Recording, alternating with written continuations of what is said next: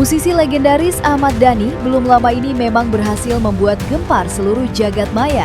Bukan hanya karena adanya pemblokiran akun yang datang secara tiba-tiba, tetapi juga lewat sederet unggahannya yang mengorek luka lama berusia 18 tahun tentang kisah pilu perceraiannya dengan Maya Estianty, sang mantan istri. Ya, banyak fakta yang sempat diungkap oleh Ahmad Dhani sebelum akun media sosial miliknya lenyap di telan bumi. Mulai dari cerita-cerita soal dugaan pengkhianatan cinta sang mantan istri hingga potret bocoran barang bukti. Karenanya, Ahmad Dhani pun ramai menuai pro kontra. Tak sedikit tokoh yang ikut buka suara sesuai pandangan dan sudut pandang mereka masing-masing. Salah satunya dari Tuhu Nugraha Dewanto, seorang pengamat sosial media, di mana ia mencoba menganalisa lebih dalam pengaruh konflik ini untuk kebaikan sang putri. Lantas, seperti apakah pandangan pengamat media sosial? Benarkah aksi Ahmad Dhani justru memberikan dampak buruk bagi sang putri? Saya pikir gini, nah itu yang kadang-kadang kita suka lupa ya. Kita lupa bahwa tadi, terutama anak-anak sekarang, mereka itu kan lebih sensitif ya. Kenapa? Karena orang suka lupa gitu. Jejak digital itu tidak pernah bisa hilang, dia selalu ada di sana. Dan itu bisa jadi dibuka terus-menerus gitu ya. Makanya anak-anak yang sekarang tuh lebih sensitif terhadap data-data itu kan. Kenapa? Karena tadi, satu saat nanti bisa jadi 10 tahun lagi data itu dibuka. Ketika dia lagi melakukan sesuatu, itu data itu diumbar lagi atau dijadikan senjata gitu. Itu sebabnya makanya bagi anak-anak ini yang menurut saya pastinya perjalanannya masih panjang, mereka sangat sensitif terhadap hal ini gitu. Pasti kita pengen ekspresinya, mengedepankan estetika. jelas tadi mendengarkan.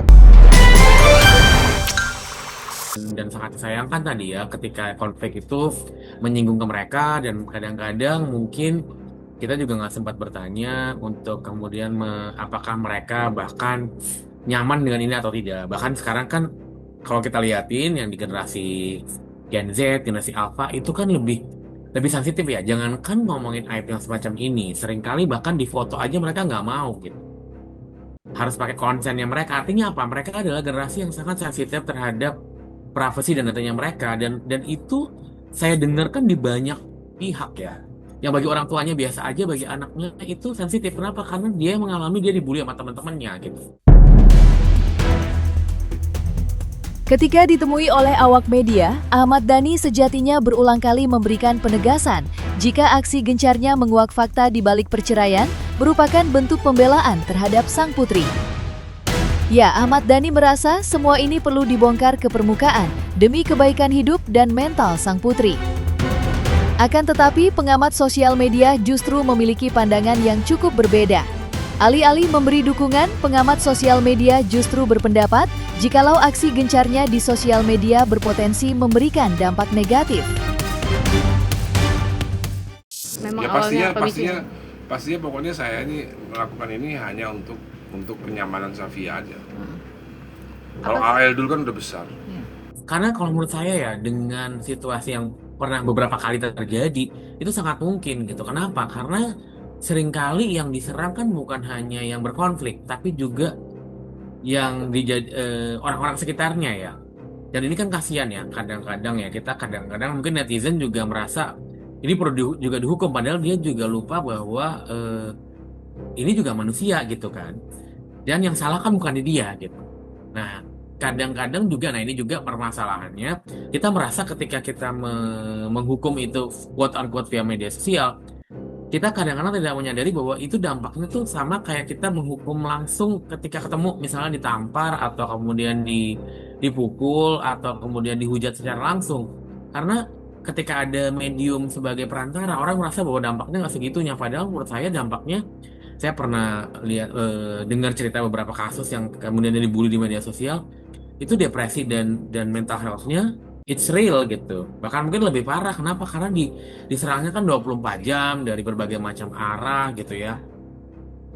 Oleh banyak orang yang mungkin bahkan dia nggak kenal gitu, dan dia juga nggak tahu apa yang terjadi dan lain-lain. Nah, ini sebenarnya sih public figure harusnya menyadari bahwa ada dampak yang jangka panjang yang harus dipikirkan dari hal-hal semacam ini gitu ya. Kerugiannya kan luar biasa gitu.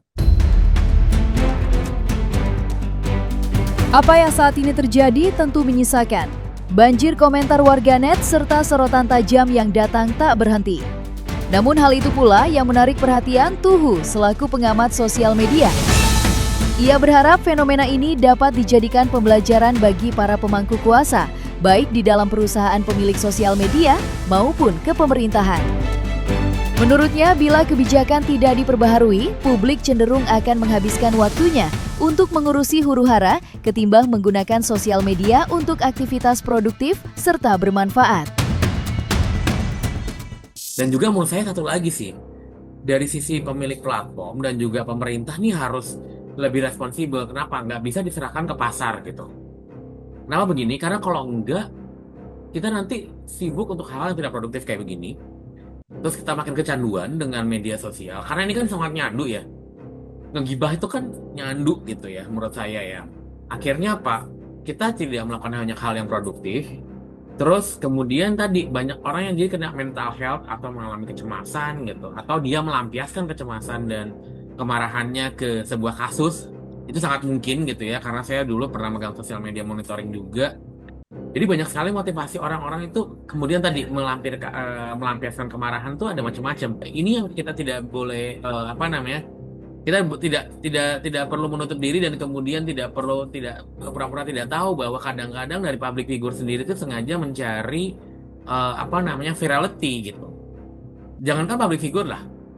Saya waktu pernah pegang salah satu brand juga dia bilangin ada beberapa orang yang sengaja membuat hal-hal yang sensasional biar trafiknya gede, biar viral. Biar viral kenapa? Ada keuntungan ekonomi gitu di atas itu. Nah, ini kan bahaya juga.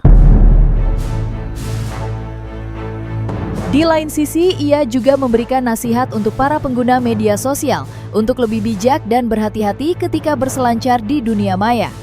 Pasalnya, tidak dapat dipungkiri jika candu media sosial berpotensi memberikan dampak buruk yang tidak main-main. Salah satunya, gangguan mental akibat kencang tekanan dari kanan dan kiri. Belum lagi, jika membahas dampak besar yang datang dari badai serangan dan hujatan. Tuhu menganggap publik cenderung lupa jika serangan yang ia lakukan saat ini berpotensi juga menimpa dirinya di masa depan. Dan ini menurut saya harus terlibat dari sisi tadi ya, civil society dan juga government untuk kemudian melihat ini sebagai sesuatu yang serius. Kenapa? Karena balik lagi tadi, kalau tidak kita akan lebih banyak nanti yang kena mental health. Karena sebenarnya dari beberapa riset juga mengatakan kan di Gen Z itu lebih banyak mental health problem. Menurut saya bukan lebay, tapi memang situasi pressure, kanan sosial di lingkungannya membandingkan diri, terus belum lagi kayak begini ya. Dia nggak tahu apa-apa, dia kena gitu terhadap sebuah kasus. Sementara dari sisi netizen juga kadang-kadang menjadi tidak rasional ketika kita menyerang pihak-pihak yang mungkin kelihatan ada kaitannya, tapi sebenarnya dia tidak terlibat di dalam situ. Gitu. Itu kan kasihan ya, dan itu kan berarti kalau kita pikirkan berarti kan itu bisa terjadi ke semua orang, termasuk dirinya netizen itu sendiri. Ketika suatu saat misalnya keluarganya, temannya yang berbuat salah, terus kemudian dia yang diserang gitu. Nah ini yang kemudian semua pihak perlu bekerja sama lah kalau menurut saya untuk mengelola situasi seperti ini sehingga tidak terjadi situasi-situasi yang terlalu berbahaya, karena tadi menurut saya merugikannya kalau ini sering terjadi kan jadi bahaya di jangka panjang buat kita semua.